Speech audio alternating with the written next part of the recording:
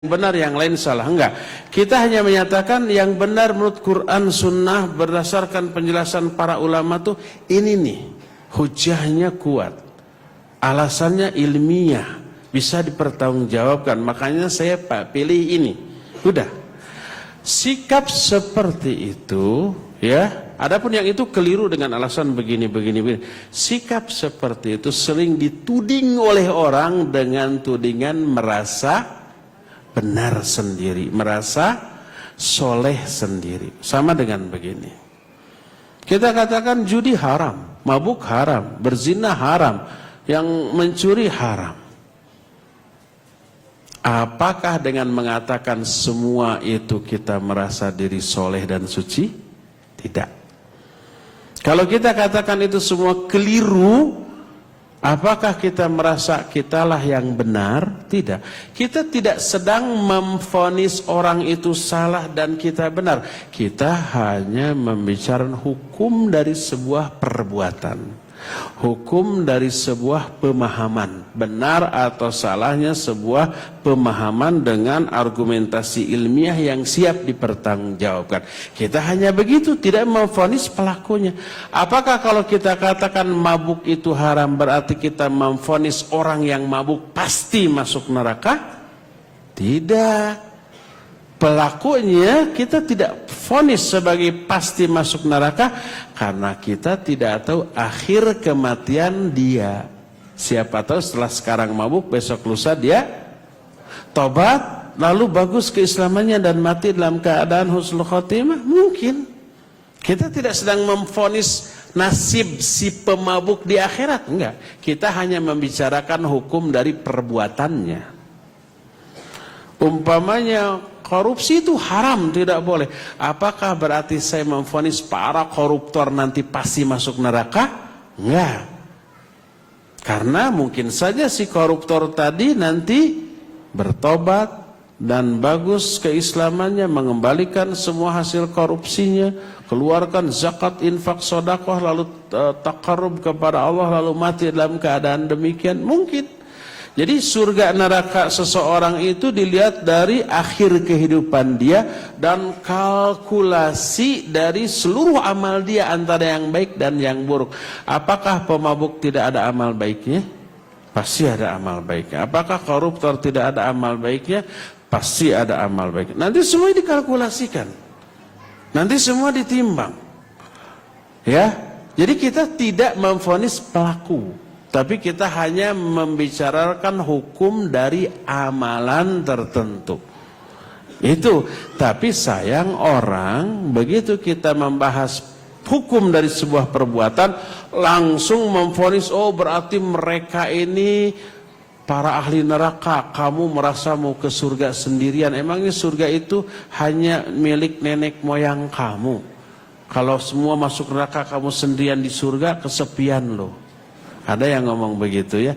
Orang itu kebablasan.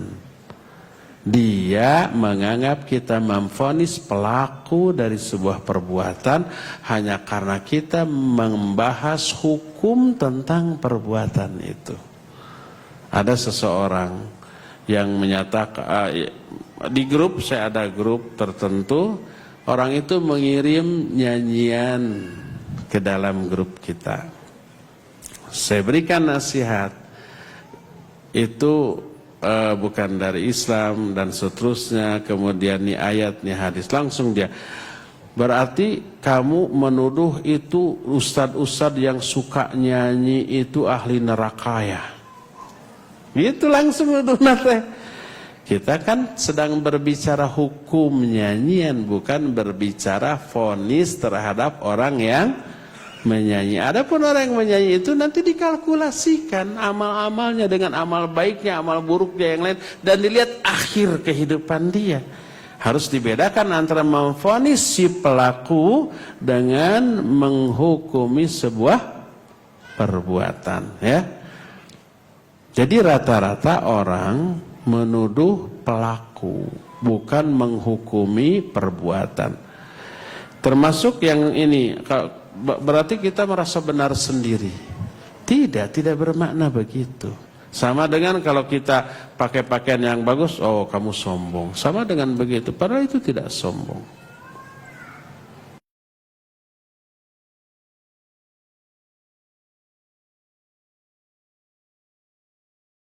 وَقَالَ رَبُّكُمُ ادْعُونِي أَسْتَجِبْ لَكُمْ.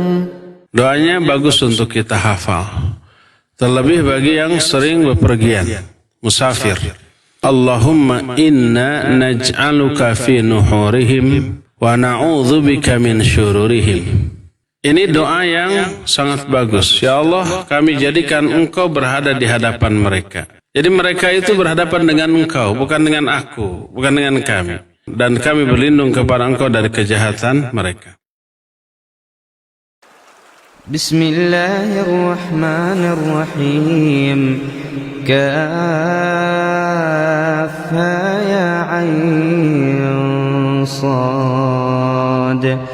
ذكر رحمة ربك عبده زكريا إذ نادى ربه نداء خفيا قال رب إني وهن العظم مني واشتعل الرأس شيبا ولم أكن بدعائك رب شقيا وإني خفت الموالي من ورائي وكانت امرأتي عاقرا فهب لي من لدنك وليا يرثني ويرث من آل يعقوب واجعله رب رضيا يا زكريا إنا نبشرك بغلام اسمه يحيى لم نجعل له من قبل سميا قال رب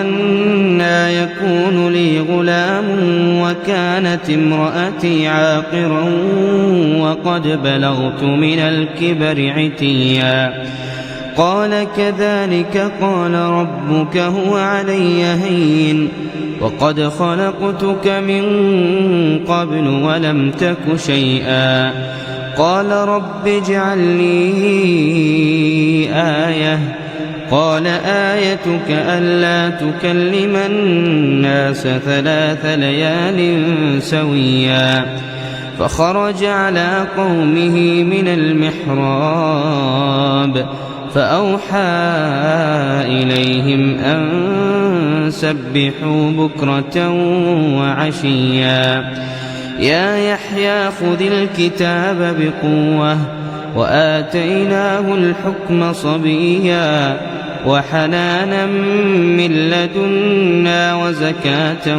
وكان تقيا وبرا بوالديه ولم يكن جبارا عصيا وسلام عليه يوم ولد ويوم يموت ويوم يبعث حيا واذكر في الكتاب مريم إذ انتبذت من أهلها مكانا شرقيا فاتخذت من دونهم حجابا فأرسلنا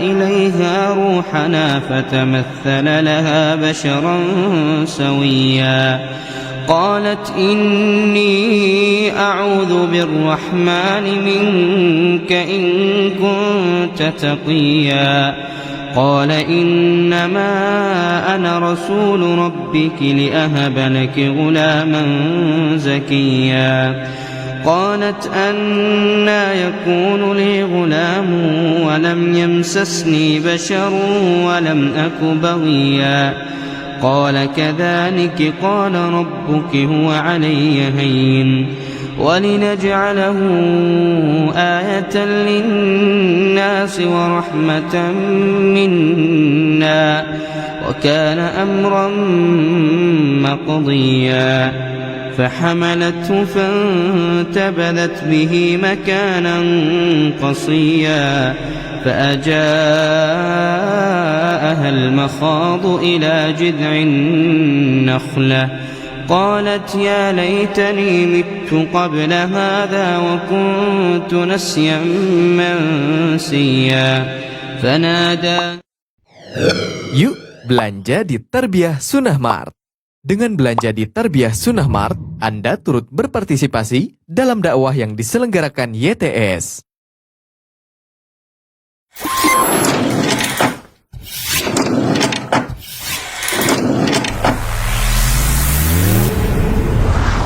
Tarbiyah Sunnah Channel. Lillah, nyunnah, merenah. Di kesempatan Jumat sore hari ini kita bertemu kembali dalam kajian ilmiah pembahasan kitab Al-Irsyad ila Shahihil I'tiqad yang disampaikan secara langsung oleh guru kita Al-Ustaz Abu Haidar As-Sundawi hafizahullahu taala langsung dari studio Tarbiyah Sunnah Media Bandung. Di kesempatan sore hari ini kita akan simak bahasan tema tentang penyebab azab kubur. Setelah pemaparan materi yang akan beliau sampaikan, kami undang Anda untuk berinteraksi, bertanya secara langsung kepada Al-Ustaz. Silakan bisa telepon ke 0218236543 atau dengan pesan singkat ke 0819896543.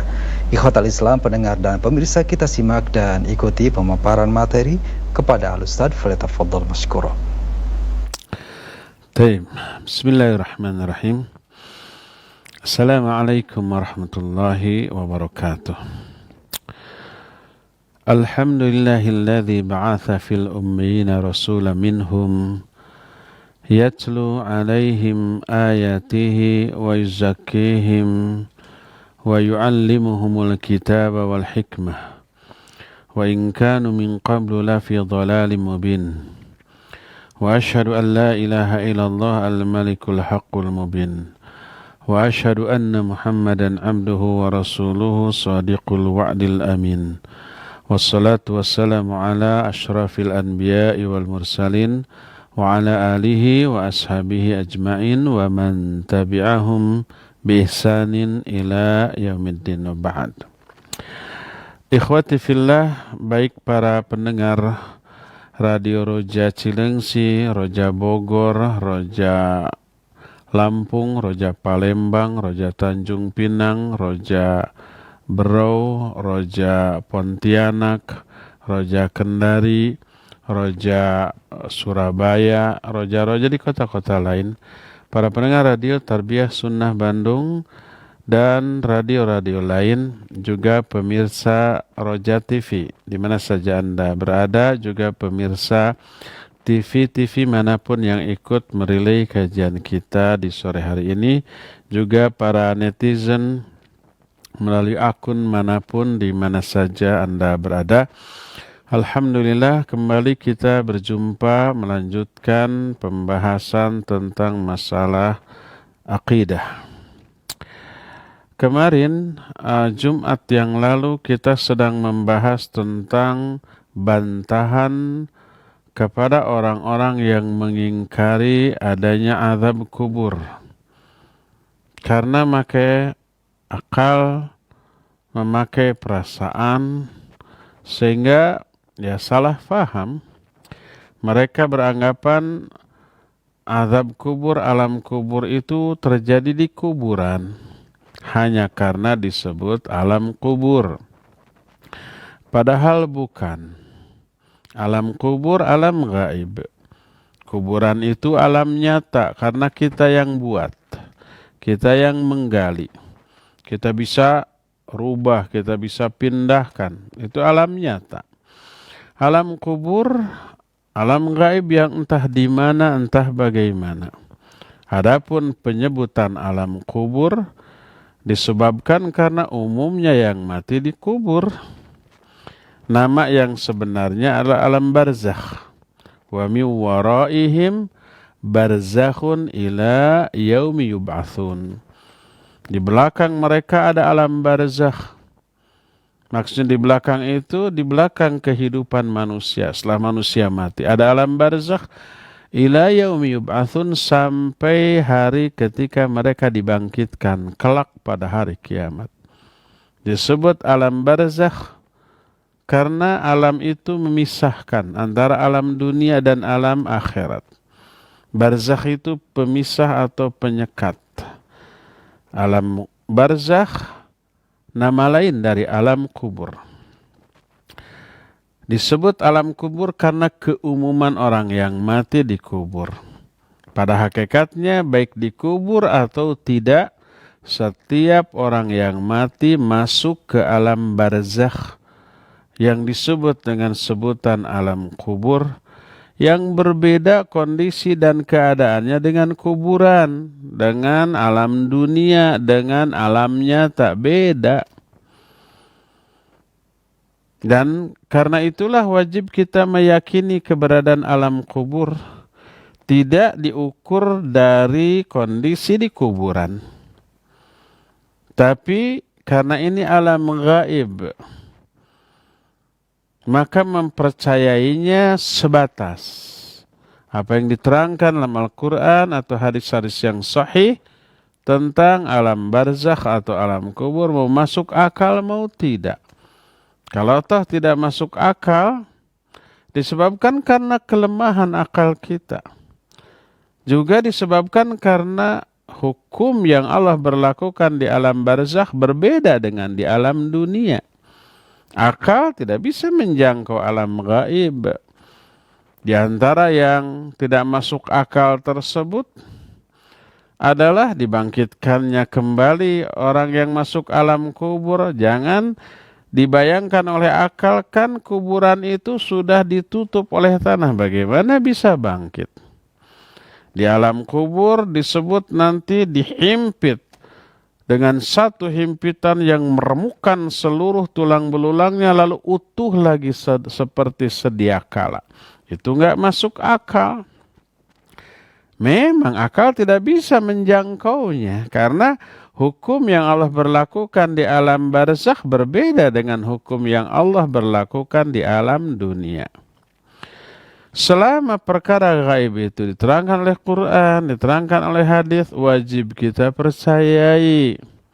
Dan inilah ciri orang yang bertakwa, alladzina yu'minuna bil ghaib.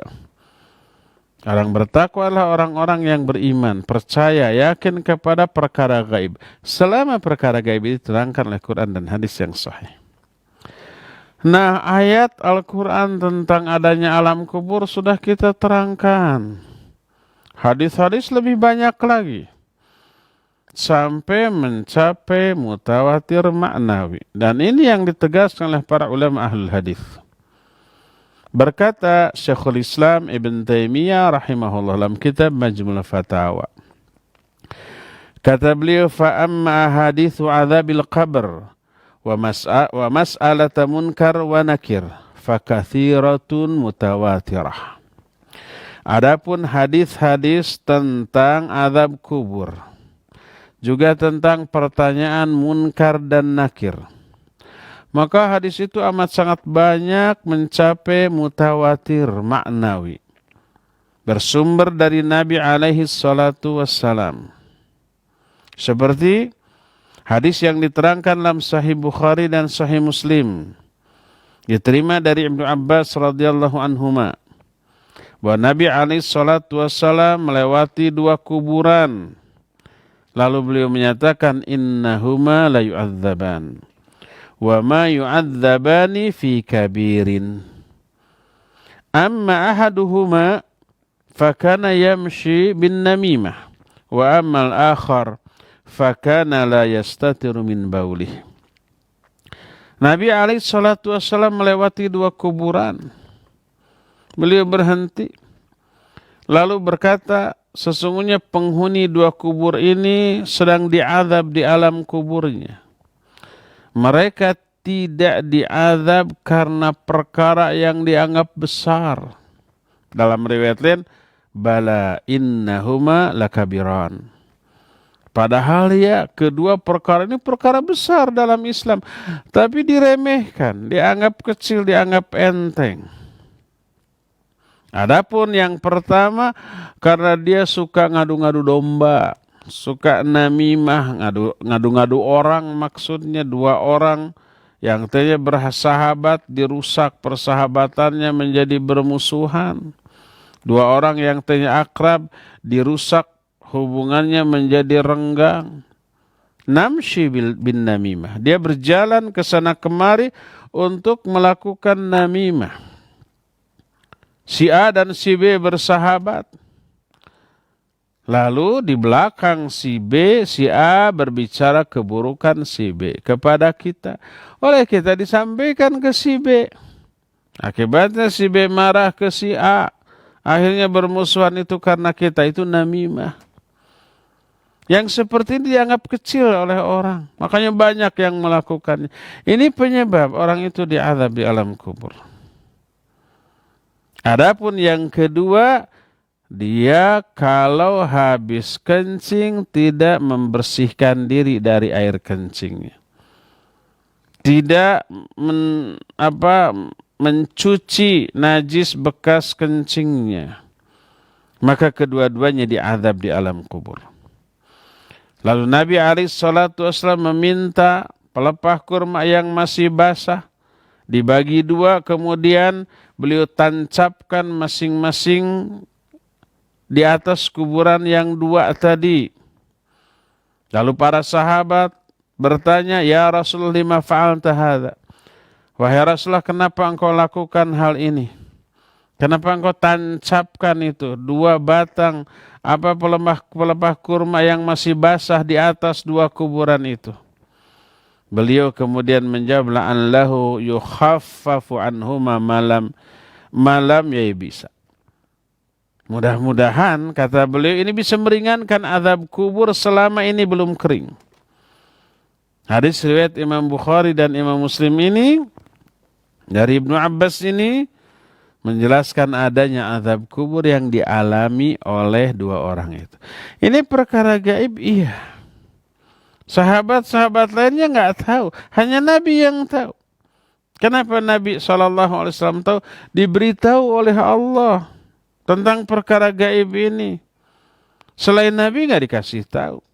Alimul ghaibi fala yudhiru ala ghaibihi ahada illa man irtada min rasulin. Allah lah yang maha mengetahui perkara yang gaib, dan dia tidak memberitahukan kepada perkara gaib ini kepada siapapun kecuali kepada Rasul yang diridhoinya. Makanya Rasul alaihi salatu wasallam tahu bahwa ini ada azab yang teralami oleh dua penghuni kubur ini. Hadis ini sahih. Dalam Sahih Muslim dan juga di dalam seluruh kitab-kitab sunan, Sunan Abu Dawud, An-Nasai, At-Tirmidzi, Ibnu Majah, dari Abu Hurairah radhiyallahu an, bahwa Nabi alaihi salatu wasallam bersabda, "Idza faragha ahadukum minat tasyahhudil akhir falyaqul a'udzu billahi min arba' min adzabi jahannam wa min adzabil qabr wa min fitnatil mahya wal mamat wa min fitnatil masihid dajjal." Kata Nabi alaihi salatu wassalam, apabila salah seorang di antara kalian sudah selesai berdoa di tasyahud akhir sampai innaka hamidum majid, maka katakanlah aku berlindung kepada Allah dari 4 hal.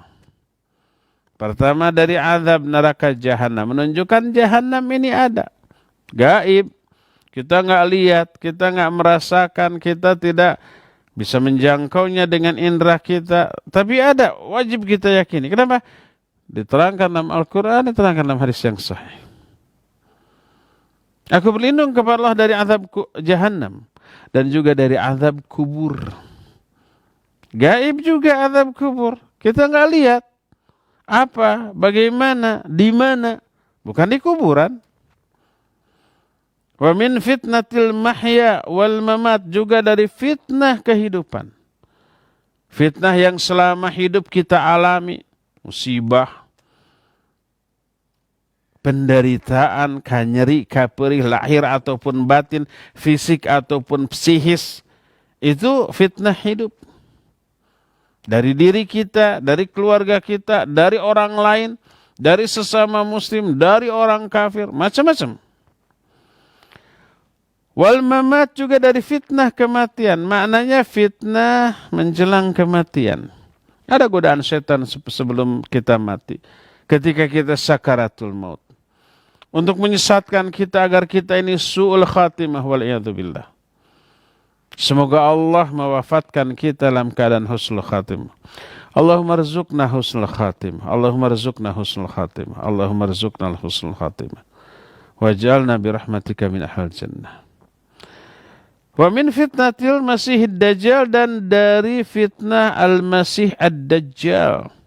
Belum tentu kita mengalami masa keluarnya Dajjal laknatullahi alaih. Tapi tidak tahu. Who knows? Siapa yang tahu? Sekarang kita nampaknya aman-aman saja. Tapi kita nggak tahu perubahan zaman yang begitu cepat sangat memungkinkan. Kita bisa mengalami saat keluarnya Dajjal laknatullahi alaih mungkin. Berlindung kepada Allah dari fitnah ad-dajjal. Berlindung dari 4, dari azab jahannam. Juga dari azab kubur, menunjukkan azab jahannam ada, azab kubur ada. Kalau fitnah hidup, fitnah mati jelas ada. Fitnah dajjal jelas ada. Nanti, kita belum mengalami sekarang, tapi nanti. Ini termasuk perkara gaib juga. Wajib kita yakini. Berkata Ibnu Abdul Aziz dalam kitab Syarah Al-Aqidah At-Tahawiyah, wa qad tawataratil akhbar an Rasulillah sallallahu alaihi wa alihi wasallam fi thubuti adzabil qabr wa na'imihi liman kana lidzalika ahlan. Wa su'ilul malakain wa su'alul malakain فيجب اعتقاد ذلك والإيمان به ولا نتكلم عن كيفيته إذ ليس للعقل وقوف على كيفيته لكنه لا عهد له به في هذه الدار والشرع لا يأتي بما تحيله العقل ولكنه قد يأتي بما تحار فيه العقل فإن عود الروح إلى الجسد laisa 'alal wajhil ma'hudi fid dunya bal tu'adur ruhu ilaihi i'adatan ghairal i'adah al ma'lufah fid dunya. Kata Ibnu Abdul Izzi dalam kitab Syarah Al-Aqidah At-Tahawiyah, telah mutawatir berita dari Rasul sallallahu alaihi wasallam tentang adanya azab kubur dan nikmatnya bagi orang-orang yang layak menerimanya. Orang yang layak diberi nikmat kubur, ya akan memperoleh nikmat kubur. Yang layaknya memperoleh azab kubur akan merasakan azab kubur. Juga pertanyaan 2 malaikat Munkar dan Nakir. Maka wajib meyakini semuanya itu dan mengimaninya. Dan kita tidak berbicara tentang kaifiatnya, bagaimananya di sana, enggak. Syariat tidaklah datang dengan berita yang membingungkan akal, tapi syariat datang dengan informasi yang membuat akal ini takjub. Karena kembalinya ruh kepada jasad di alam kubur tidak sama dengan masuknya atau keberadaan ruh di dalam jasad. Berbeda. Tetapi si ruh itu dikembalikan kepada jasad dengan cara pengembalian yang berbeda dengan apa yang terjadi di dunia ini. Lalu beliau melanjutkan, wa'alam anna adzabal qabr huwa adzabul barzakh. Fa kullu man mata wa huwa mustahiqun lil adzab nalahu nasibuhu min kubira aw lam yukbar akalathu siba aw ihtaraqa hatta sara ramadan wa nusifa fil hawa aw suliba aw ghuriqa fil bahr wasala ila ruhihi wa badanihi min al-'adzab ma yasilu ilal maqbur wa ma warada min ijlasihi wa ikhtilafi adla'ihi wa nahwi dhalik fayajibu ayyufhama anir Rasul sallallahu alaihi wasallam muraduh min ghairi ghuluwin wala taqsir fala yuhammilu kalamuhu ma la yahtamiluhu wala yuqassiru bihi an muradih wa ma qasadahu minal huda wal bayan fakam hasala bi ihmali dzalika wal udul anhu minadh dhalal wal udul anis shawab ma la ya'lamuhu illallah. Ketahuilah bahwa azab kubur adalah azab barzakh. Semua yang mati dan dia berhak memperoleh azab karena dosa-dosanya, azab itu akan dia rasakan di alam kubur, baik jasadnya dikuburkan ataukah tidak dikuburkan. Sekalipun jasadnya dimakan oleh binatang buas, tidak dikuburkan di tanah, atau terbakar sampai hangus jadi abu, kemudian abunya disebarkan di udara, atau dia disalib di atas dan jasadnya dibiarkan membusuk, dimakan oleh burung-burung, oleh bakteri-bakteri sampai habis, atau dia tenggelam di lautan, mati di lautan, dimakan oleh ikan-ikan dalam jumlah yang sangat banyak, maka dia tetap masuk ke alam kubur dengan kata lain alam barzakh walaupun dia tidak dikuburkan. Terus selama di dunianya dia banyak dosa, dia memperoleh azab kubur. Azabnya ini tetap sampai ke ruhnya dan badannya seperti yang teralami oleh mayat yang dikuburkan di dalam tanah. Termasuk mengalami juga disuruh duduk oleh dua malaikat dan ditanya. Termasuk mengalami himpitan di alam kubur sampai meremukkan tulang belulangnya. Kemudian utuh lagi. Ingat, ini kejadian bukan di kuburan tapi di alam barzakh. Seandainya ini terjadinya di kuburan, niscaya yang mati tidak dikuburkan nggak masuk dong ke alam kubur. Kalau alam kubur itu kuburan, beda. Alam kubur bukan kuburan. Disebut alam kubur karena keumuman yang mati dikubur. Pada hakikatnya nama aslinya adalah alam barzakh. Alam pemisah antara alam dunia dan alam akhirat. Maka wajib difahami maksud ucapan Rasul sallallahu alaihi wasallam dengan pemahaman yang sebenarnya, tidak berlebih-lebihan, tidak juga kurang dari makna yang sebenarnya. Tidak boleh membawa makna alam kubur kepada makna yang tidak dimaksud oleh Rasul sallallahu alaihi wasallam. Oleh karena itu betapa banyak orang yang memahami hadis-hadis tentang itu dengan pemahaman yang salah, lalu menyimpang, lalu tersesat dari kebenaran yang kadar kesesatannya tidak ada yang tahu kecuali Allah Subhanahu wa taala. Lalu beliau melanjutkan.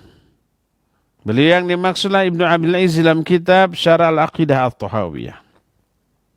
Dan ini yang memperjelas keterangan-keterangan sebelumnya.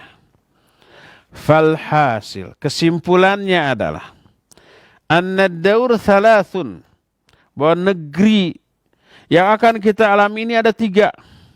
Kita sekarang berada di negeri yang pertama. Pertama negeri dunia, ini nih kita. Kedua, wadarul barzakh. Negeri atau alam barzakh kita belum mengalami. Banyak saudara kita, kawan kita, keluarga kita yang sudah masuk ke alam sana. Orang-orang tua kita mungkin sudah masuk ke alam sana. Negeri alam barzakh. Dan yang ketiga, darul qarar. Negeri yang abadi yaitu akhirat. Ada 3 negeri.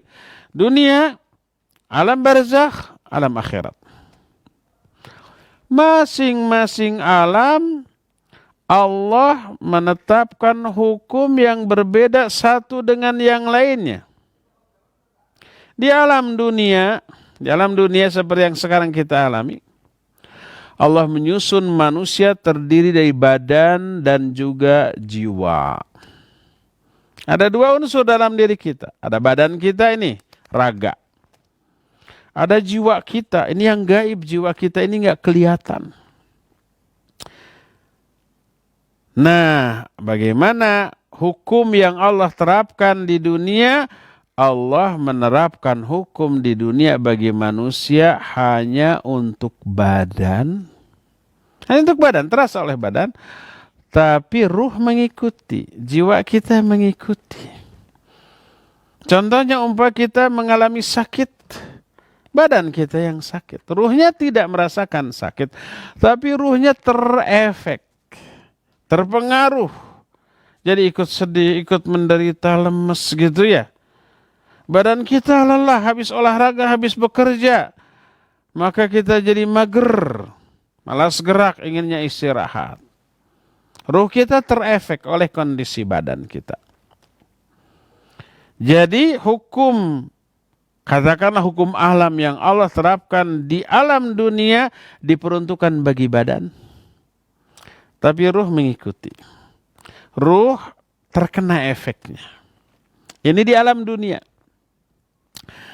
Adapun di alam barzakh, hukum itu diperuntukkan bagi ruh. Yang diazab, yang memperah nikmat, yang ditanya itu ruh. Tapi berefek ke badan. Berbeda, terbalik dengan alam dunia. Ya, kalau alam dunia, hukum alam yang Allah terapkan di alam dunia ini untuk badan, tapi ruh terkena efeknya, imbasnya, akibatnya. Untuk di alam akhirat, untuk di alam barzakh, diberlakukan bagi ruh. Tapi badannya terkena efeknya, terkena imbasnya, terkena pengaruhnya. Mengalami sakit juga ketika memperoleh azab kubur. Ya, terasa, terdampak kepada badannya. Adapun di alam akhirat, فَإِذَا جَاءَ يَوْمُ حَشْرِ الْأَجْسَادِ وَقِيَامِ النَّاسِ مِنْ قُبُورِهِمْ صَارَ الْحُكْمُ وَالنَّعِيمُ وَالْعَذَابُ عَلَى الْأَرْوَاحِ وَالْأَجْسَادِ جَمِيعًا. Ketika tiba hari kiamat, hari dikumpulkannya jasad dan manusia berdiri bangkit dari kubur-kubur mereka, hukum baik nikmat ataupun azab diberlakukan bagi ruh dan jasad secara bersama-sama.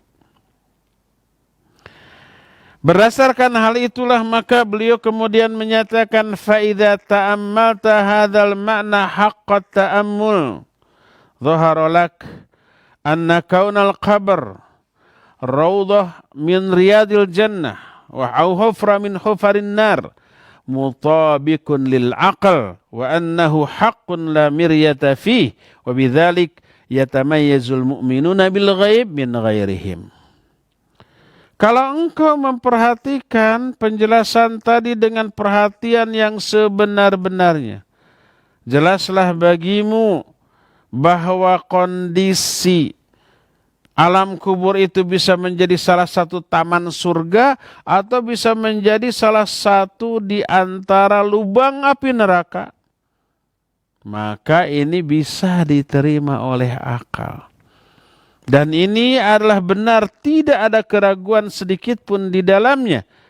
Dan ini pula yang menjadi pembeda antara orang-orang yang beriman kepada perkara gaib dan orang-orang yang tidak percaya kepada perkara gaib.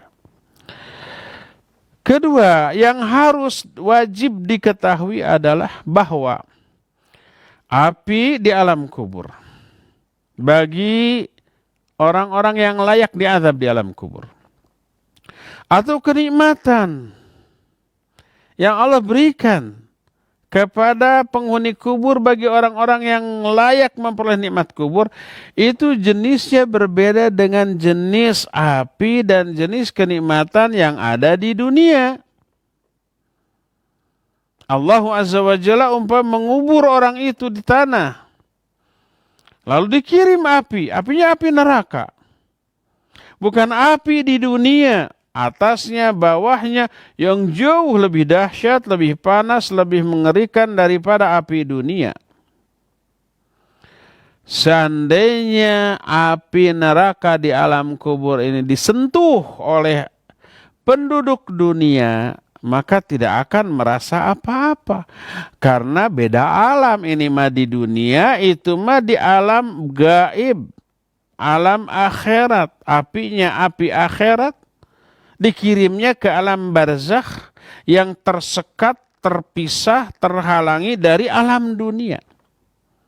Maka apa yang dialami oleh orang-orang yang di alam kubur, memperoleh azab kubur dengan dikirimnya api, niscaya tidak akan terasa, terlihat, terdeteksi oleh orang yang masih hidup di dunia. Karena beda alamnya.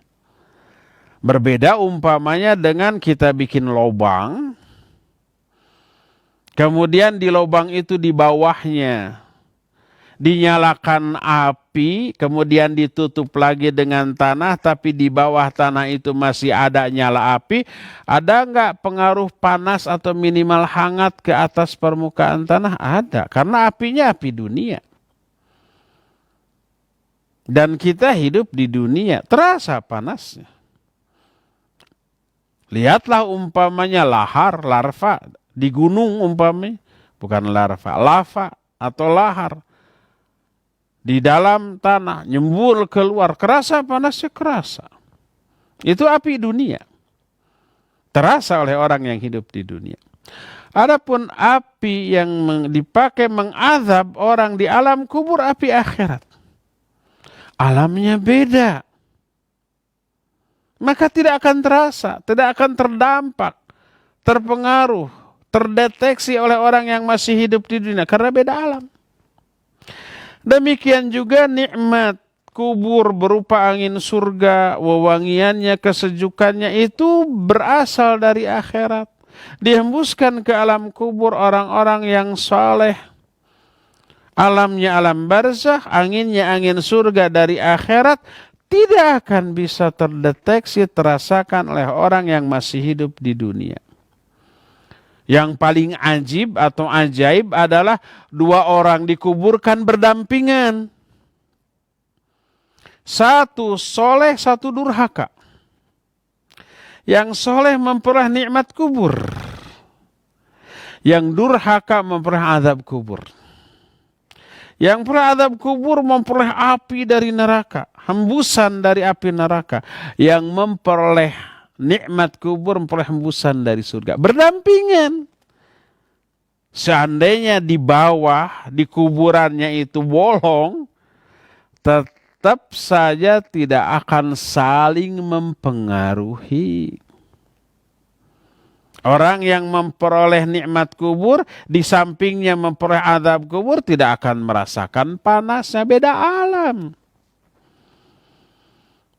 Oleh karena itulah maka sekalipun kuburannya berdampingan, bahkan dibolongin, satu kuburan orang soleh, satu kuburan orang durhaka, dibolongin, ada sengaja dibolongkan gitu, biar saling mempengaruhi, maka tidak akan saling mempengaruhi, karena yang dibolongin itu adalah alam dunia. Kuburan masih alam dunia. Sedangkan keberadaan mereka setelah mati ada di alam yang lain. Alam barzakh. Walaupun alam barzakh itu disebut alam kubur. Disebutnya alam kubur karena keumuman orang yang mati dikubur.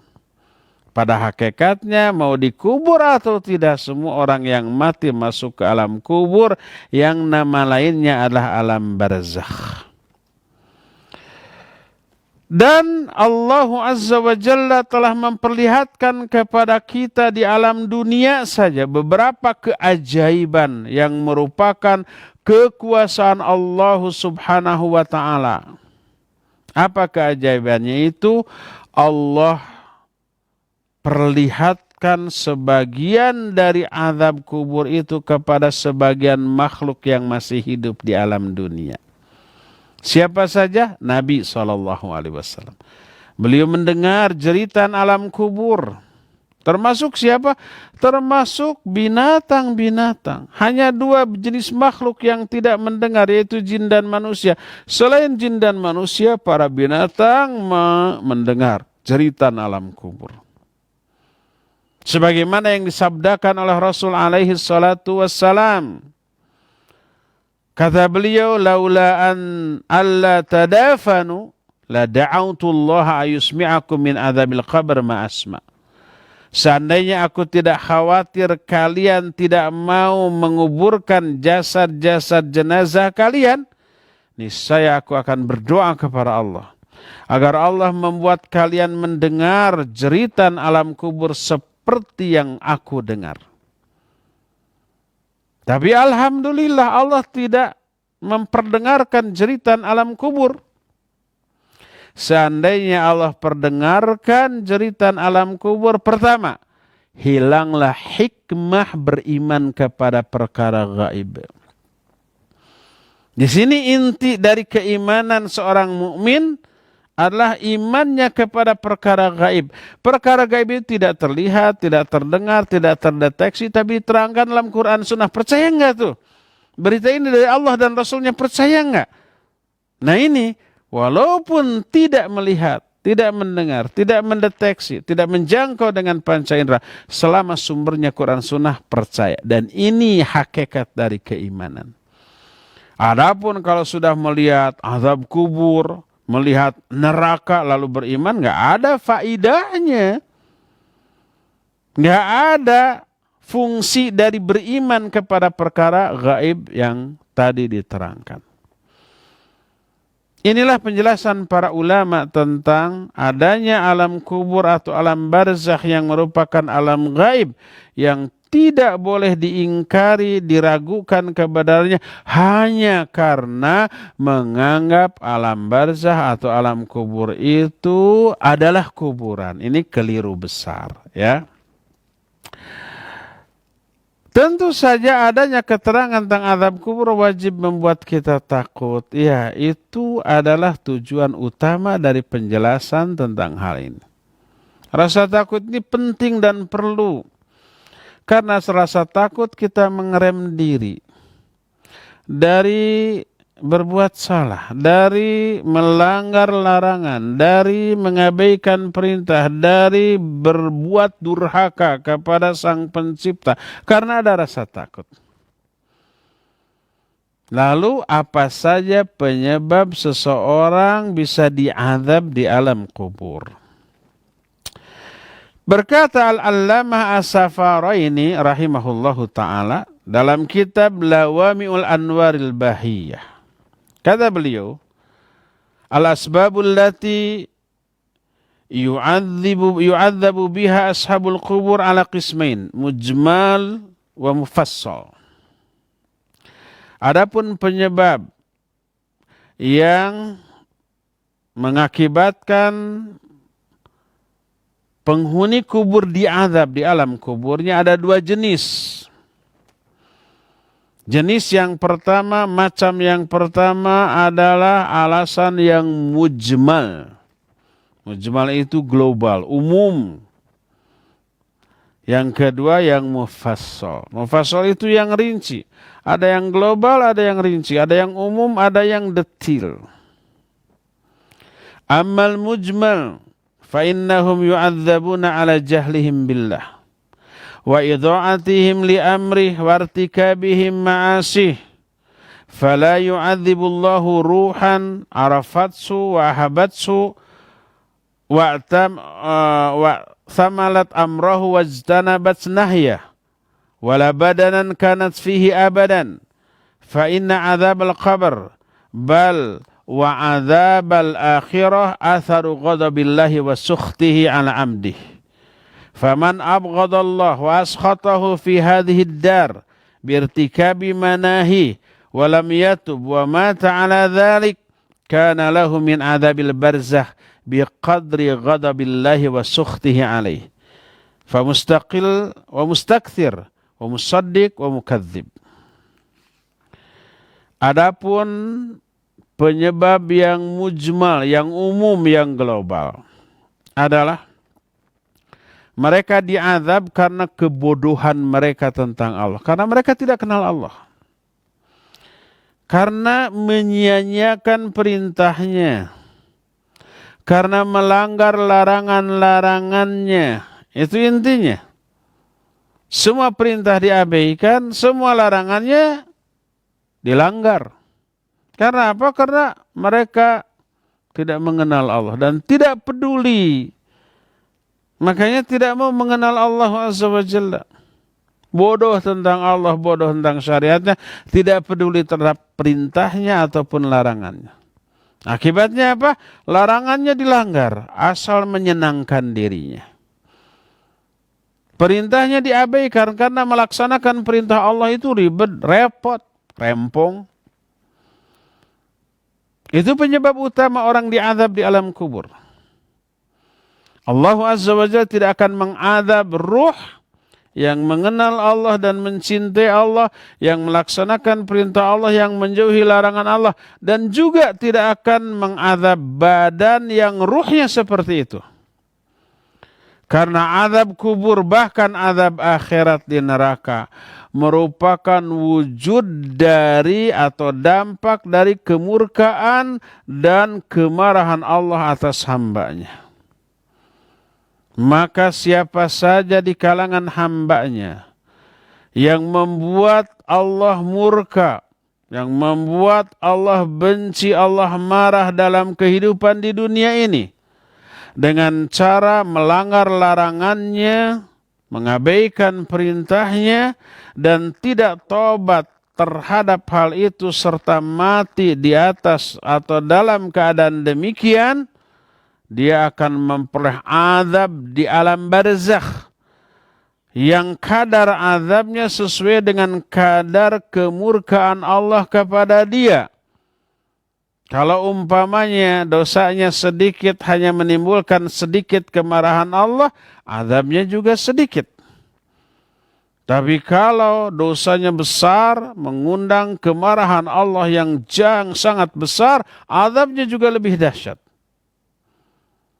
Jadi azab ini adalah dampak, efek dari kemarahan Allah kepada dia akibat kedurhakaan orang tersebut kepada Allah Azza wa Jalla. Jadi intinya setiap dosa, apapun bentuk dosanya, baik dosanya mengabaikan perintah Allah atau melanggar larangan Allah, itu penyebab orang itu diazab di alam kuburnya, apapun bentuk dosanya. Termasuk bentuk dosanya kepada sesama manusia. Hakikatnya kalau orang durhaka kepada manusia, dia juga berarti berdurhaka kepada Allah. Karena Allah melarang itu. Allah menyatakan, la yaskhar qaumun min qaumin asa ayyakunu khairan minhum. Wala nisa'un min nisa' asa ayyakunna khairan minhunna.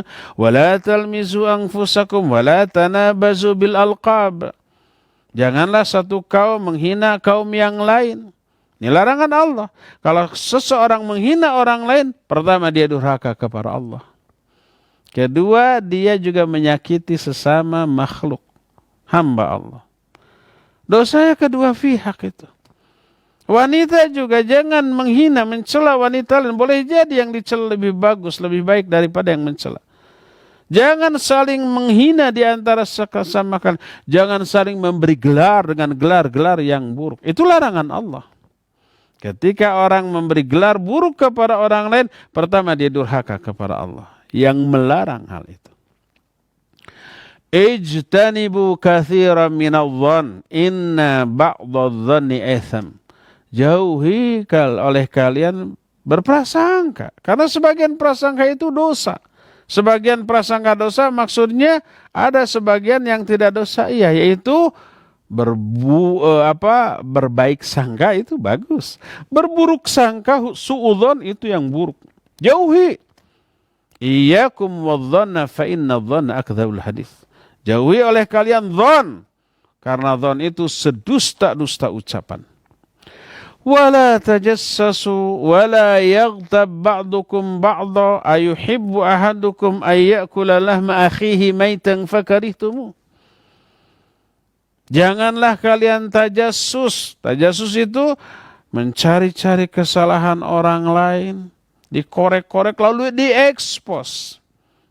Siapa orang yang mencari-cari kesalahan orang lain, dia sudah durhaka kepada Allah.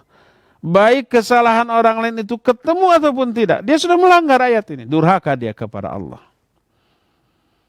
Selain berdosa kepada orang yang menjadi target tajasusnya. Janganlah sebagian kalian menggibahi kepada sebagian lain. Siapa yang menggibahi orang lain, pertama didurhaka kepada Allah. Karena melanggar larangan ini. Walaupun dosanya kepada sama manusia, tapi sebelum dia melakukan kesalahan kepada manusia, dia terlebih dahulu sudah durhaka kepada Allah karena melanggar larangan Allah. Maka itu termasuk penyebab diazabnya seseorang di alam kubur. Itulah jenis yang pertama penyebab orang diazab di alam kubur, yaitu seluruh dosa kedurhakaan kepada Allah, baik melanggar larangan ataupun mengabaikan perintah. Kedua, yang mufassal. Yang mufassal itu yang dirinci, diterangkan jenis perbuatannya. Rasul SAW dalam hadis tadi, beliau mengatakan 2 orang ini diazab di alam kubur. 1, suka ngadu domba, merusak hubungan orang lain. Yang kedua, kalau kencing itu tidak dibasuh, tidak cebok, tidak membersihkan dirinya dari najis. Diterangkan juga dalam hadis lain, orang diazab di alam kubur karena dia sholat tanpa bersuci terlebih dahulu, padahal dia mampu untuk bersuci, baik mandi kalau dia junub ataupun wudhu kalau dia punya hadas kecil. Atau orang yang membaca Al-Quran tapi tidak mengamalkan isinya, diazab juga di alam kubur.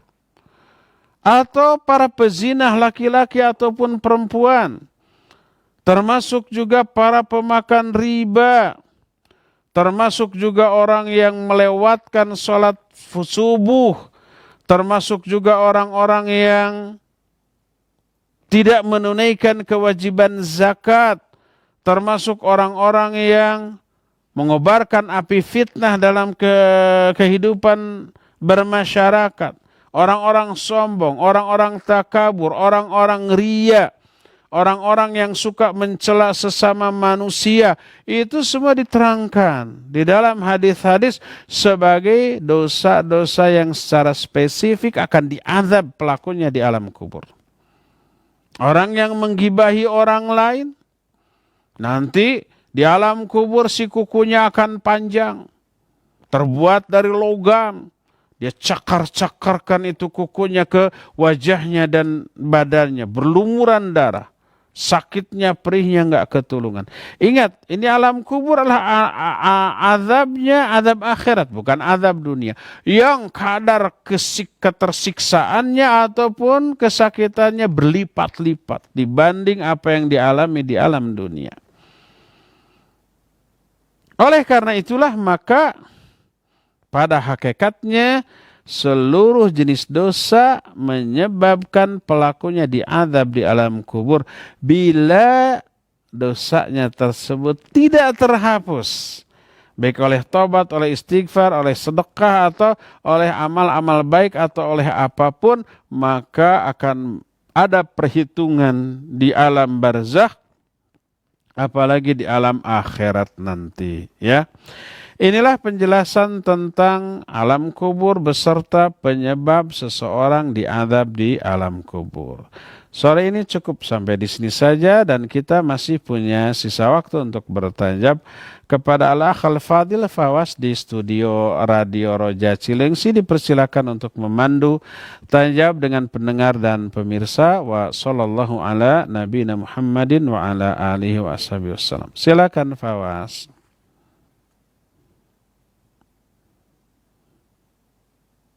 Jazakumullahu khairan, materi bahasan yang penuh manfaat yang disampaikan.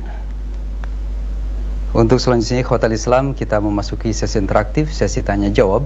Bagi Anda pendengar dan pemirsa yang akan bertanya, silakan bisa telepon atau pesan singkat, dan seperti biasa di 0218236543 untuk telepon atau pesan singkat ke 0819896543. Terlebih dahulu kami angkat pertanyaan yang datang dari pesan singkat. Ya, pertanyaan dari pendengar hamba Allah di Bogor. Assalamualaikum warahmatullahi wabarakatuh. Ustadz, ada seorang pemuda yang saat ini berusia 20 tahun dan penyandang autis sejak usia 2 tahun dengan kondisi akal yang tidak sesempurna orang normal. Bila Allah mentakdirkan pemuda ini tetap dalam kondisi tersebut sampai wafatnya, apakah kelak di akhirat nanti dia bisa masuk surga dan bisa memberikan syafaat untuk kedua orang tuanya dan saudara-saudara kandungnya? Dan apakah serupa dengan seorang anak yang meninggal sebelum usia baligh dan di akhirat menunggu kedua orang tuanya di pintu surga? Mohon nasihatnya, jazakallahu khairan, barakallahu fikum. Taib, wa jazakallahu khairan wa fika barakallah. Penanya yang barusan, bagaimana nasib seorang yang autis sejak lahir atau sejak sebelum balik? Tadi disebutkan sejak 2 tahun, berarti belum balik. Terus sampai dewasa usia 20 tahun. Kita tidak tahu akhir dari kehidupan orang ini, apakah bisa sembuh ataukah tidak. Kita ada 2 kemungkinan. Pertama, kalau sampai wafatnya orang ini tetap dalam keadaan demikian, tidak berakal, maka tidak ada taklif, dia tidak mukallaf. Dia ini tidak terbebani oleh kewajiban. Rufi'al qalam an thalathin. Qalam, pena catatan malaikat diangkat dari 3 golongan. Anis sabi hatta yahtalima, dari anak kecil sampai dia ini ihtilam, dewasa atau balik. Nah, salah satunya wa anil majnun hatta yafiqa, dari orang majnun. Makna majnun bukan hanya gila. Majnun itu orang yang akalnya tertutup. Berasal dari kata janna. Junna angka, maknanya sesuatu itu tertutup dari dirimu. Bangsa jin disebut jin karena dia tertutup dari pandangan manusia.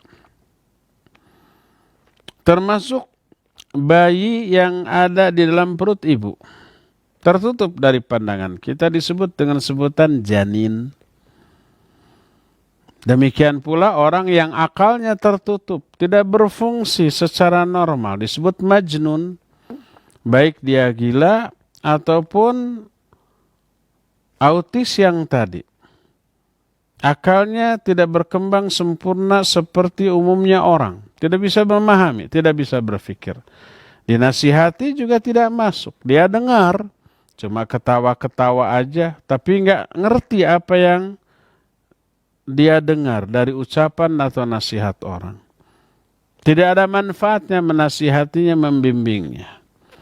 Maka termasuk ke dalam golongan majnun. Bukan berarti gila, tapi orang yang akalnya tertutup.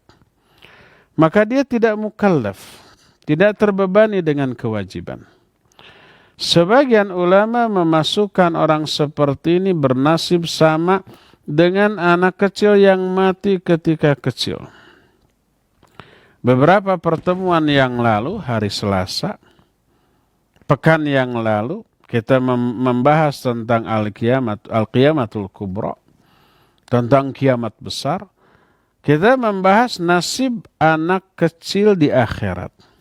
Disamakan dengan orang yang gila. Majnun termasuk orang yang akalnya tertutup. Maka karena dia tidak pernah berdosa, bahkan tidak mengetahui apa itu dosa, maka kalau dia anak dari keluarga muslim, para ulama sepakat mereka ahli surga. Banyak dalil, terutama dari hadis-hadis yang sahih tentang masalah ini. Salah satunya adalah anak kecil yang mati ketika kecil akan menjadi penghalang bagi kedua orang tuanya dari api neraka. Pertama, kalau dia menjadi penghalang orang tuanya dari api neraka, apalagi dianya tidak akan ke neraka. Kedua, anak itu akan menunggu orang tuanya di pintu surga untuk kemudian menuntun orang tuanya masuk ke dalam surga bersama dengan anaknya. Ini disepakati oleh ulama Ahlus Sunnah tentang anak kecil yang mati ketika kecil, termasuk orang yang sejak lahir atau sejak sebelum balik akalnya tertutup. Baik dia gila sejak kecil ataupun autis seperti tadi, sama-sama dikatakan majnun karena tertutupnya akalnya untuk memahami hakikat dari kebenaran. Maka mereka ahli surga. Dan mereka tetap akan berfungsi seperti anak kecil yang mati ketika kecil. Menjadi penghalang, penghijab antara orang tuanya dengan neraka. Ya, ini yang pertama. Kemungkinan kedua, andai dia sembuh. Jadi setelah dewasa mungkin ada satu pengobatan yang bisa menyembuhkan dia sehingga normal. Maka pas awal dia normal, mulailah dia ini ditaklif, terkena dengan beban kewajiban. Kalau dia umpamanya melaksanakan perintah, maka dia berpahala. Kalau mengabaikannya, dia dosa. Karena akalnya sudah berfungsi, sudah mumayyiz, sudah bisa membedakan antara hak dan batil, antara benar dengan salah, mulailah dia kena taklif. Dan sejak saat itu dihisab sampai akhir hayatnya dalam keadaan normal. Apa dia ke surga atau ke neraka tergantung amalan setelah dia akalnya berfungsi secara sempurna. Ya, demikian wallahu a'lam bishawab. Silakan lagi Fawaz. Jazakallahu khairan jawaban dan nasihat Al-Ustaz. Selanjutnya kami masih angkat dari pesan singkat. Ada dua penanya yang hampir sama pertanyaannya, dari hamba Allah di Subang dan hamba Allah juga di Jakarta. Assalamualaikum warahmatullahi wabarakatuh. Pak Ustadz, puluhan tahun yang lalu sebelum saya menikah sering berbuat zalim kepada orang lain, dan baru sekarang saya sadar bahwa yang saya lakukan itu adalah dosa besar. Hingga hidup saya selalu dihantui oleh rasa berdosa dan takut akan azab kubur. Bagaimanakah caranya untuk bertaubat? Karena saya tidak bisa melengkapi 7 syarat-syarat bertaubat. Pastinya belum bisa juga meminta maaf kepada mereka yang pernah saya zalimi. Karena mereka pun belum tahu bahwa pernah saya zalimi, dikarenakan merupakan aib bersama.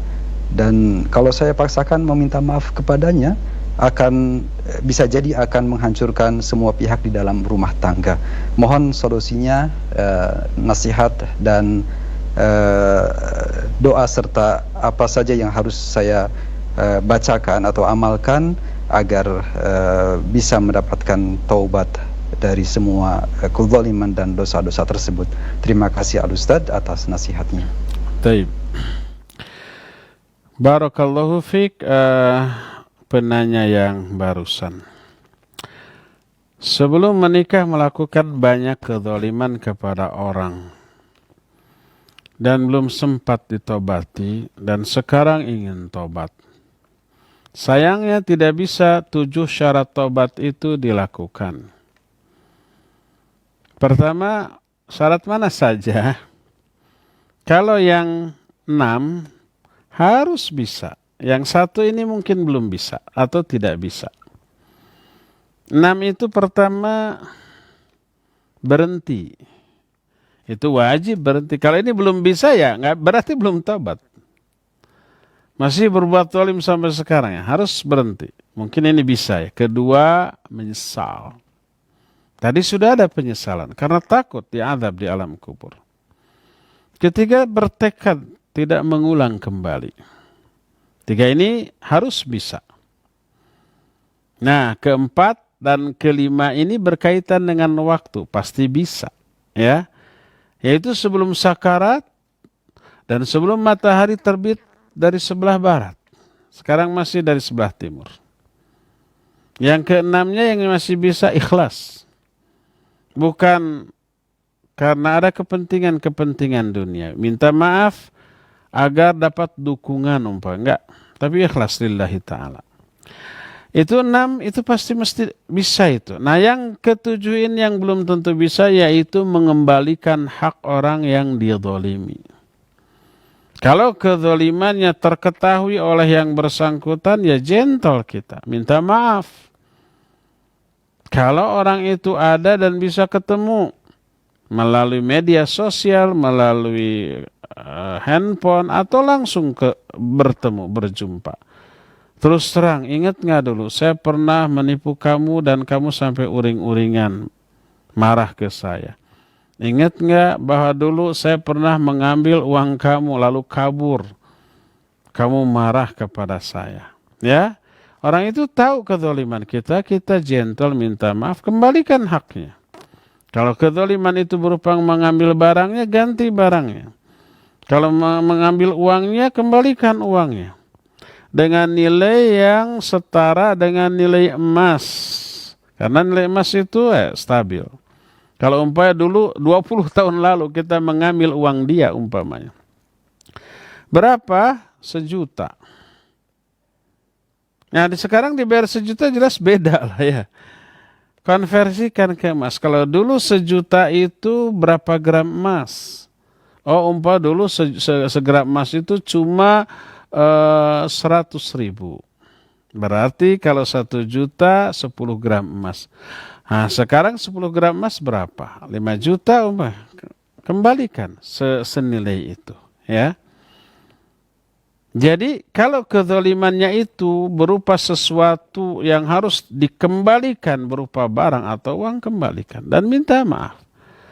Setelah minta maaf, dia mau maafkan atau tidak itu urusan dia. Kewajiban kita minta maaf. Dimaafkan atau tidak urusan dia dengan Allah Azza wa Jalla. Ya. Nah sekarang kalau dianya sudah tidak diketahui, dicari di mana-mana, seluruh media sosial di search, dicari, ditelusuri, tidak ketemu.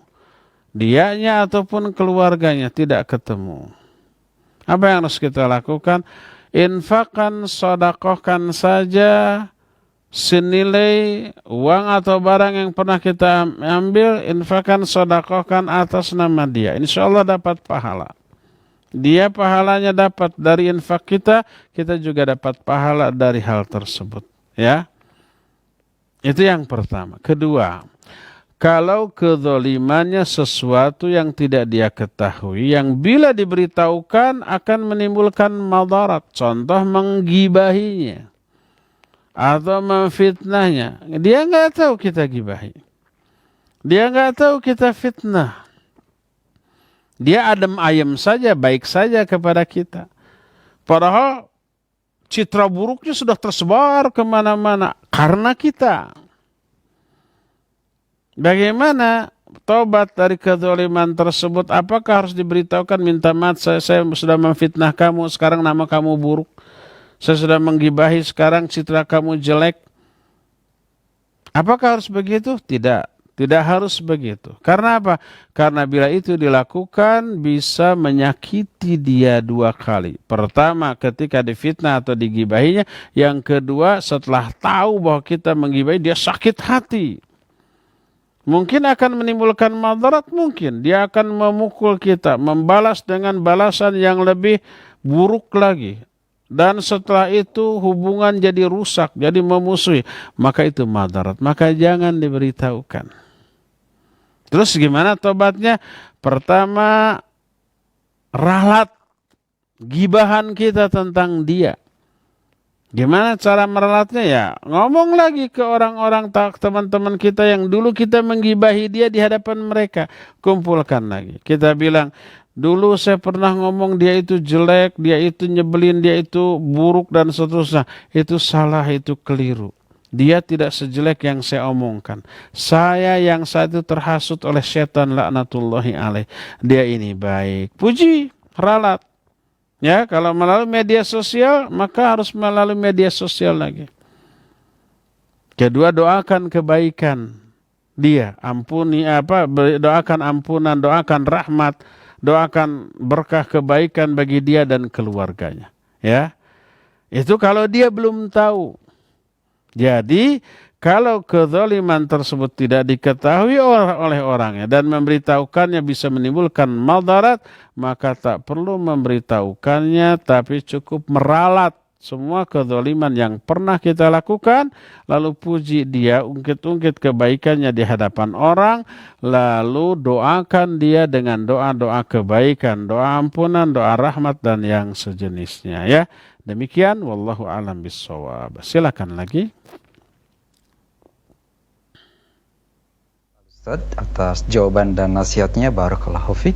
Untuk selanjutnya kami berikan kesempatan dari pendengar dan pemirsa via telepon 0218236543. Silakan, kami coba sapa. Iya, silakan. Assalamualaikum Bapak. Waalaikumsalam warahmatullahi wabarakatuh. Silakan, dengan siapa, dari mana Pak? Hamba Allah Perlindungan Harahap di Kota Bogor, Bapak. Silakan Bapak, Silakan, ke Pak pertanyaannya. Perlindungan. Assalamualaikum Bapak Ustaz. Waalaikumsalam. Saya mau bertanya Pak, saya kan waktu 8 tahun lalu mata saya belum buta Pak. Ini masalah sahabat guru saya juga yang calon istri saya mempinah saya Pak. Uang saya belum dikembaliin. Beliau ini Eka Laila Fitri Al-Habsi namanya, tinggal di Pondok Pesantren Darul Solihin, dan cucu Mohon maaf Bapak, Muhammad. mohon maaf tidak menyebutkan nama person tertentu Bapak ya. Iya. Langsung ke pertanyaan aja yang Bapak Pak ya. sampaikan, silahkan. Sekarang keluarga besarnya belum minta maaf ke saya. Uang saya 25 juta untuk kantin Pondok Pesantren itu. Mohon maaf tidak menyebutkan nama lembaga Iya. atau person tertentu Kasusnya Bapak, di aja Pak, media terus kita. pertanyaannya Barakallahu apa? fiik. Barangkali itu saja Bapak ya. Baik. Wangsa anjing. Halo, ya. Terima kasih sekali lagi untuk Bapak yang bertanya tadi. Barangkali ada ulasan Ustaz terkait Baik, dengan hal barakallahu ini, fiik masalah utang Bapak piutang yang Perlindungan terbayarkan. di Bogor. Ya. Bagaimana nasihat Ustaz terhadap hal ini?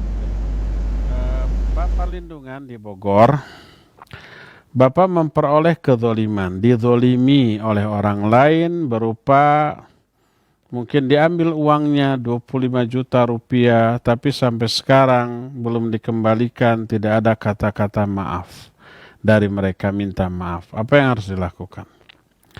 Pertama Pak, bila itu sifatnya pinjaman, maka selama belum dibayar, Bapak memperoleh pahala sedekah. Orang yang memberi pinjaman kepada orang lain itu memberikan pertolongan, mereka memberikan keringanan kepada orang lain. Selama belum terbayar, belum terlunasi, selama itu memperoleh pahala sedekah. Untung apa rugi bagi orang yang memberi pinjaman? Untung secara ukhrawi. Itu yang pertama, ya. Oleh karena itu apabila kita tidak mendesak, tidak kepepet, ya. Kemudian orang yang kita beri pinjaman itu memang belum memungkinkan untuk membayar, maka berikan keluangan, berikan kemudahan. Allah akan memberikan kemudahan lagi kepada kita untuk semua urusan. Allah akan berikan pahala sedekah. Allah akan mengampuni dosa-dosa kita. Dan itu merupakan sebuah keuntungan. Itu yang pertama. Kedua, bila memang kita terdesak, dalam arti kita pun butuh uang itu, dan kita melihat orang yang meminjam atau mengambil uang kita tersebut berada dalam kelapangan, bisa membayar karena punya aset yang bisa dia jual, mungkin mobilnya, mungkin dia punya tanah, mungkin dia punya motor yang bisa dijual. Motornya ada 25 juta, bisa itu 3 motor, bisa dijual. Dan kita terdesak, silakan tagih. Karena orang yang punya hutang dan memiliki kemampuan untuk mengembalikan hutang, tapi sengaja tidak membayarnya, maka itu kezaliman. Nabi SAW menyata, mutilul ghina zulmun. Menunda-nunda pembayaran hutang, padahal dia mampu membayar hutang, adalah sebuah kezaliman. dia dosa. Jadi menagihnya adalah menolong dia agar dia terhindar. Kalau kita melihat dia punya uang untuk bisa membayar hutang, tagih, ingatkan. Mengingatkannya, menolong dia dari kezaliman. Silakan tagih dengan bukti, ya, dengan saksi. Ingat, kamu punya hutang 25 juta ke saya, bayar. Kalian kan sekarang punya. Oh, uang cash nggak ada. Ada aset yang bisa dijual. Saya perlu nih untuk berobat, untuk ini, untuk itu. Apalagi musim pandemi begini. Banyak orang yang kelimpungan secara finansial gitu ya. Maka boleh ditagih. Mengingatkan. Menagihnya tidak mendoliminya. Tapi justru menolong dia dari tindak kezaliman kepada kita. Ini yang kedua. Ketiga. Kalau umpama nih. Dia ini ada tapi nggak mau bayar juga. Dan ternyata karakter dia begitu. Kebanyak orang dia pinjam nggak bayar. Apa yang harus kita lakukan? Tuntut aja secara hukum. Jangan dimaafkan orang seperti itu karena memaafkannya tidak maslahat. Allah Azza wa Jalla mengaitkan memberi maaf dengan maslahat. Kalau memberi maaf maslahat, beri maaf. Tapi kalau memberi maaf tidak maslahat, jangan. Karena meraih maslahat hukumnya wajib. Memaafkan hukumnya sunnah. Kalau memaafkan tapi tidak maslahat berarti mengambil yang sunnah meninggalkan yang wajib, maka jangan.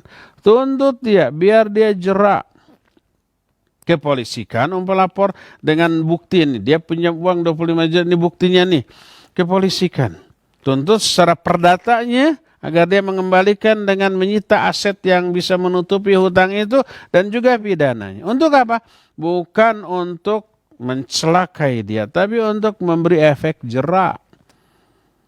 Karena kalau tidak diberikan hukuman seperti itu, dia akan berbuat begitu ke setiap orang. Dan itu tidak maslahat. Maka memberi maaf wajib disyaratkan dengan adanya maslahat yang bisa diraih. Jadi kalau memberi maaf maslahat, dengan diberi maaf dia malu, kemudian dia malah berusaha menjual sebagian asetnya kemudian membayar, ya silakan memberi maaf. Tapi kalau memberi maaf tidak maslahat, ya alhamdulillah saya jadi bebas. Akhirnya berbuat begitu, pinjam lagi ke orang, nggak dibayar, cukup ke ikhwan jazakallahu khair atau afwan atau ba'dain dan seterusnya. Terus begitu menjadi karakter, jangan dibiarkan, jangan dimaafkan. Memberi maafnya tidak maslahat dan tidak menolong dia dari kezalimannya. Maka berikan hukuman yang membuat dia jerak dan tidak berani lagi berbuat seperti itu kepada orang lain. Demikian Pak Perlindungan ya. Wallahu a'lam bishawab. Silakan lagi. Jawaban dan nasihatnya semoga bermanfaat bagi Bapak dan kita yang menyimaknya. Selanjutnya kami masih dari telepon, kami coba sapa kembali Anda yang akan bertanya di 0218236543. Silakan. Ya, silakan Bapak atau Ibu. Assalamualaikum. Waalaikumsalam warahmatullahi wabarakatuh. Silakan Bapak, tapi sebelumnya dikecilkan terlebih dahulu volume TV atau radionya Bapak. Silakan, dengan siapa dari mana Bapak? Hamba Allah dari Jambi. Silakan Bapak pertanyaannya, ke inti pertanyaan. Assalamualaikum Ustaz. Waalaikumsalam warahmatullah. Silakan Bapak. Ini adalah amalan-amalan yang kita lakukan supaya kita tidak terkena azab kubur itu. Terima kasih. Ya. Baik, terima kasih kembali untuk Bapak di Jambi. Barakallahu fiik. Barakallahu fiik Bapak hamba Allah di Jambi. Apa saja yang bisa menyelamatkan kita dari azab kubur? Pertama, menghindari seluruh dosa. Seperti yang tadi dijelaskan, semua dosa pada hakikatnya itu menjadi penyebab seseorang diazab di alam kubur. Hindari dosa-dosa itu. Baik dosa dalam bentuk melanggar larangan, ataupun dosa dalam bentuk mengabaikan perintah yang wajib. Hindari, ini yang pertama. Kedua, sebaliknya. Tingkatkan ketaatan. Laksanakan semua perintah, jauhi semua larangan, baik perintah yang wajib termasuk yang sunnah, baik larangan yang haram termasuk yang makruh, jauhi dengan sejauh-jauhnya. Ini yang kedua. Yang ketiga, sering-seringlah melakukan amalan penghapus dosa. Apa saja? Pertama, tobat dari setiap dosa yang kita lakukan. Banyak-banyak istighfar.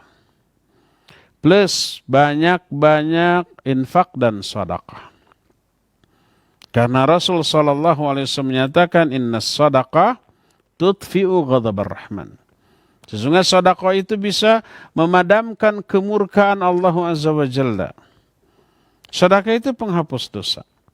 Termasuk melakukan semua ibadah, perbuatan baik, amal soleh, itu adalah penghapus dosa.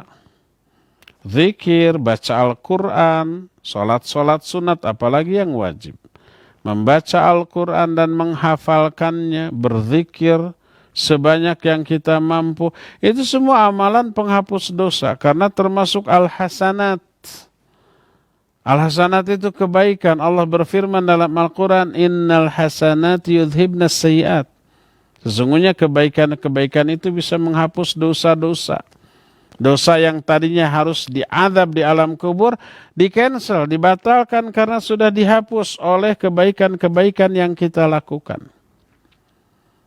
Dan terakhir, jangan lupa minta perlindungan kepada Allah Azza wa Jalla dari azab kubur dan dari azab neraka. Sering-seringlah mengatakan, Allahumma inni a'udzubika min azabil qabr wa azabi jahannam. Ya Allah, sesungguhnya aku berlindung kepada Engkau dari azab kubur dan azab jahannam.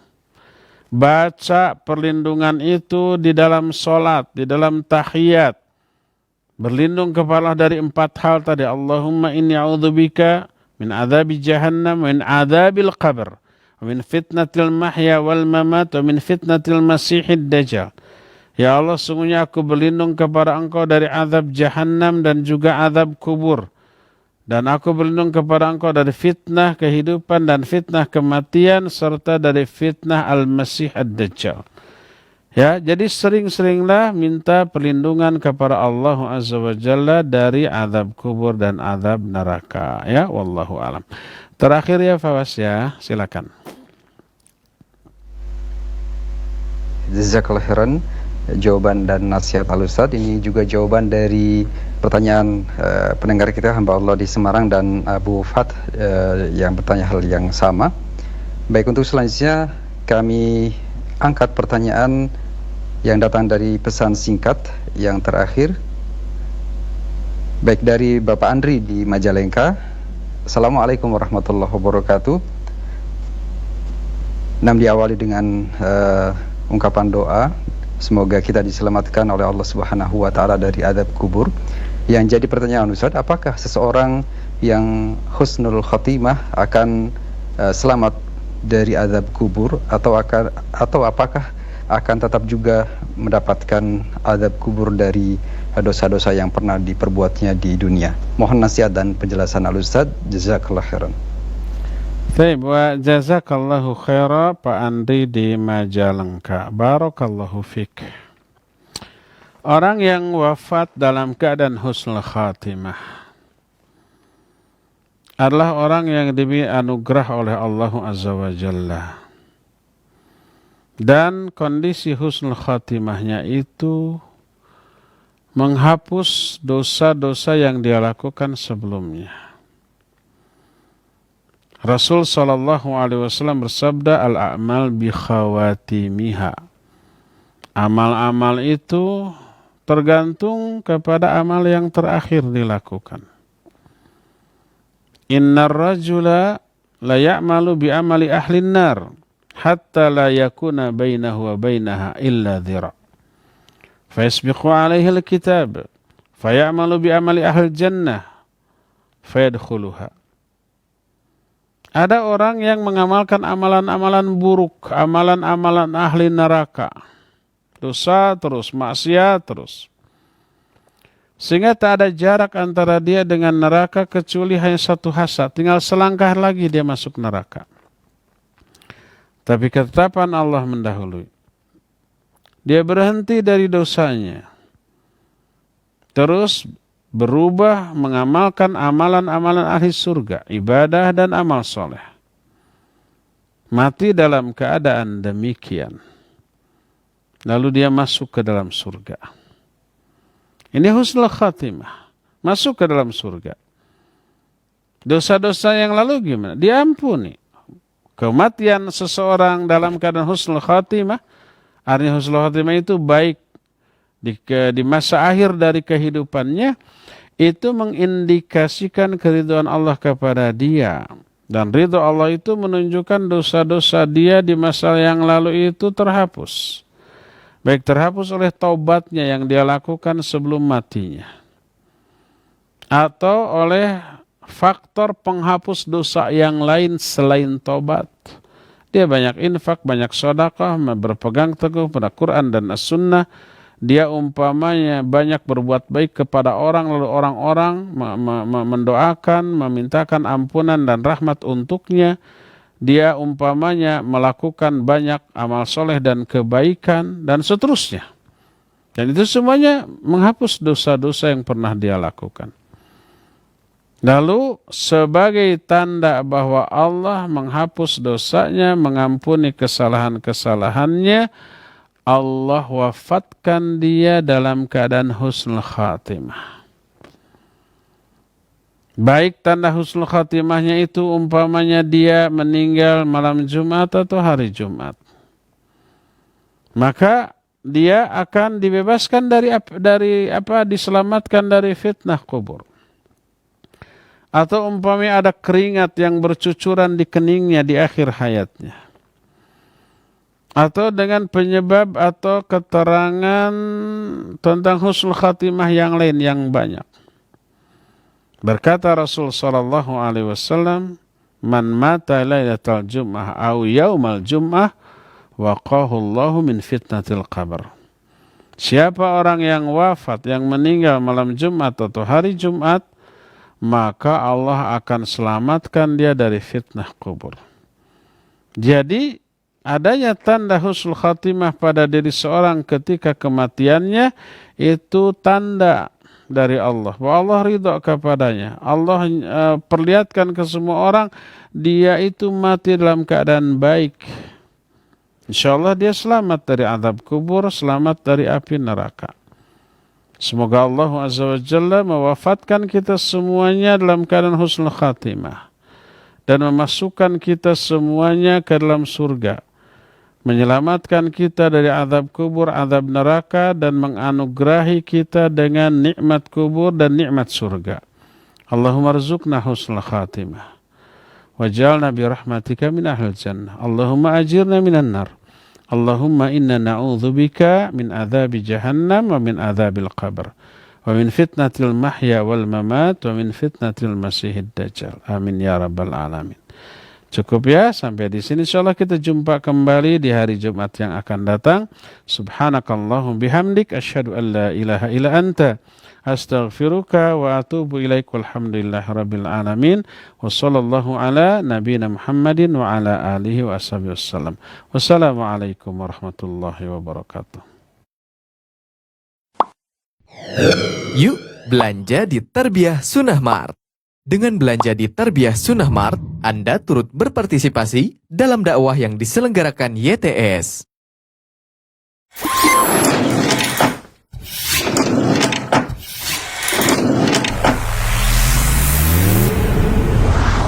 Tarbiyah Sunnah Channel. Lillah, nyunnah, merenah.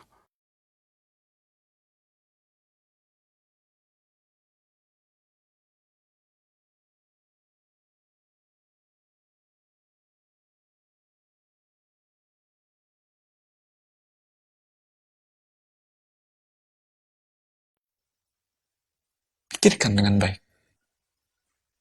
Setiap saat melambatkan penunaian pembayaran hutang, sebuah kezaliman, kata Rasulullah. Tahu kita arti sebuah kezaliman?